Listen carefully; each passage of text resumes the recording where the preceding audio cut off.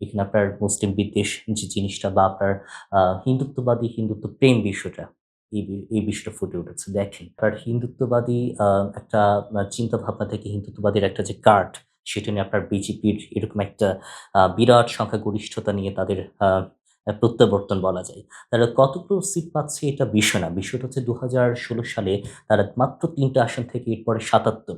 এরপরে তারা প্রায় বোধহয় এবার ১৫০ পার হয়ে ২০০ প্লাস হতেও পারে। এখন আমরা নির্বাচনের ইলেকশনের ফলাফল জানি না। সেরকম হতে পারে। এটা কিন্তু একটা বিরাট একটা বিষয়।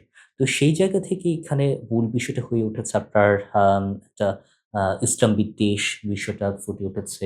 এখানে আপনার মুসলিম বিদ্বেষ যে জিনিসটা বা আপনার হিন্দুত্ববাদী হিন্দুত্ব প্রেম বিষয়টা, এই বিষয়টা ফুটে উঠেছে। দেখেন, আম একটা রাষ্ট্র যখন চলে, সে রাষ্ট্রে তো আপনার অনেক বিষয় থাকে। সেখানে আপনার বিভিন্ন ধর্ম, বর্ণের মানুষ থাকে।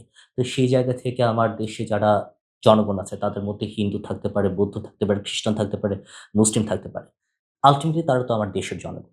তো সেই জায়গা থেকে তাদের মধ্যে তাদের নিজস্ব যে জনগণ আছে, মুসলিম জনগোষ্ঠী আছে, তাদেরকে এক প্রকার বলতে গেলে অন্য দেশী, বাংলাদেশী বা বহিরাগত এরকম একটা তকমা দিয়ে তাদেরকে কর্নার করে ফেলা। এই চিন্তাভাবনাটা আমরা এইবার ইলেকশনে সবচেয়ে বেশি দেখেছি এবং সেটার প্রতিফলন আমরা রেজাল্টের মধ্যে দেখছি।